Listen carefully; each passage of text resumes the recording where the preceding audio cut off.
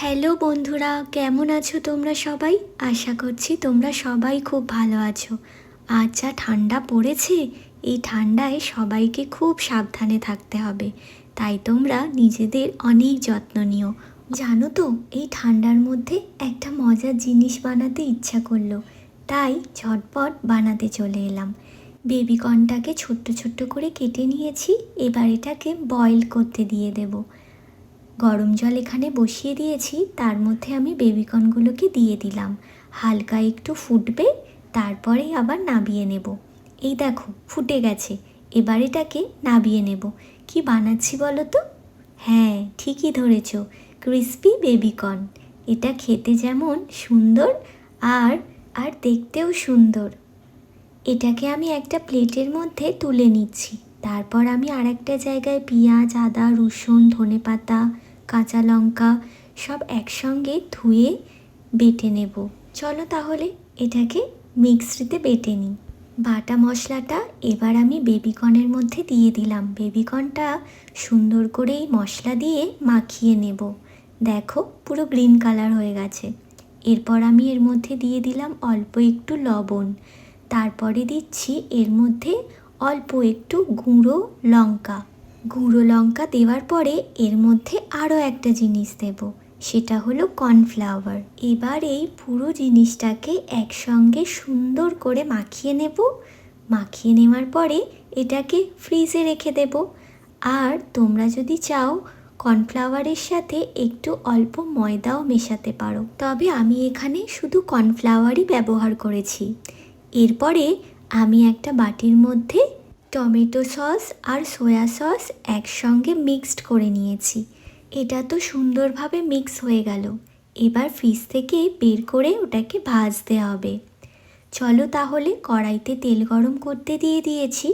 এবার এটা একটু একটু করে দিয়ে দিয়ে সবগুলো ভেজে নেব। এগুলোকে লো ওভেনে ভাজতে হবে। যতক্ষণ এর মধ্যে রেড কালার না চলে আসে ততক্ষণ এটাকে ভাজতে হবে। আর খেয়াল রাখতে হবে যাতে না নিচে ধরে যায়, তাই জন্য মাঝে মধ্যে একটু ওলটপালট করে দিতে হবে। আমার মোটামুটি ভাজা হয়ে এসেছে। এবার আমি এটাকে তুলে নেব। এই দেখো কি সুন্দর দেখতে হয়ে গেছে। এইগুলো ভাজতে বাকি আছে। এইগুলো হয়ে গেলে আমার পুরো ভাজা কমপ্লিট হয়ে যাবে। এইগুলো প্রায় হয়ে এসেছে। এবার আমি সব নাবিয়ে নেব। এই দেখো কি সুন্দর কালার এসেছে না? আমি আলাদা করে অনিয়ন লিভস কেটে রেখেছিলাম কুচি কুচি করে, সেটাকে কড়াইয়ের মধ্যে দিয়ে দেব। হালকা একটু নাড়াচাড়া করে তার মধ্যে এই বেবিকর্নগুলোকে দিয়ে দেব। আবার একটু নাড়াচাড়া করার পরে তারপরে যেই সসের মিক্সটা বানিয়ে রেখেছিলাম সেইটাকে এর মধ্যে দিয়ে দিতে হবে। বানানো খুব ইজি আর খেতেও তেমন টেস্টি। এই ঠান্ডাকালে এইটা খাওয়ার মজাই আলাদা। এটা তো একটু টক মিষ্টি ঝাল ঝাল খেতে হয়, তাই এটা খেলে মাইন্ডটাও বেশ ফ্রেশ হয়ে যায়। দেখো কত ঝটপট রেডি হয়ে গেল। এবার এটাকে আমি প্লেটের মধ্যে নাবিয়ে নেব। নাবিয়ে সুন্দর করে একটু গার্নিশ করে দিলেই এটা রেডি। এবার পরিবেশনের পালা। আর পিকু এই সমস্ত খাবার খেতে ভীষণই পছন্দ করে। তোমরা কেউ এইভাবে বানিয়ে কোনো দিন ট্রাই করেছো? যদি করে থাকো তাহলে কমেন্টে জানাতে ভুলো না। আর যদি না করে থাকো তাহলে অবশ্যই একবার এটা ট্রাই করো, দেখবে তোমাদেরও খুব ভালো লাগবে।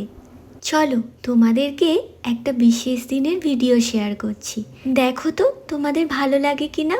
এটা কি হচ্ছে বলো তো? পিকুদের স্কুলের অ্যানুয়াল কনসার্ট হচ্ছে। পিকুদের স্কুলে কিছুদিন আগে অ্যানুয়াল কনসার্টটা হয়ে গেছে, সেটারই ভিডিও ভাবলাম তোমাদের সঙ্গে একটু শেয়ার করি। ওদের স্কুলে আমরা চলে গিয়েছিলাম বিকেল 4:30 সময়। প্রায় 5:30 সময় ওদের কনসার্টটা শুরু হয়েছিল। নাচ গান সব কিছুই পারফরমেন্স এখানে খুব সুন্দর হয়েছে। বিশেষ করে বাচ্চাদের পারফরমেন্সগুলো দেখার মতো, কারণ ছোট ছোট যারা জুনিয়র কেজিতে পড়ে, যারা সিনিয়র কেজিতে পড়ে, একদম পুচকে পুচকে বাচ্চাগুলো ওরা যখন স্টেজে উঠে হাত পা নাড়ে পারফর্ম করে, ওদের ওইগুলো দেখার মজাই আলাদা। কিন্তু এখানে অনেকটা দূর থেকে ওদের ভিডিওটা বোঝা যাচ্ছে না, সেদিনের সন্ধেটা একটু অন্যরকম ছিল, আমরা সবাই মিলে বেশ মজা করেছি। আর আশা করছি তোমাদের ভিডিওটা খুব ভালো লাগবে। আজকে তোমাদের সঙ্গে গল্প আমার এতটাই। দেখা হবে নতুন আরেকটা অন্য ভিডিওতে। ততদিনের জন্য তোমরা সবাই অনেক ভালো থেকো, অনেক সুস্থ থাকো, আর অনেক ঠান্ডা পড়েছে, নিজেদের খেয়াল রেখো।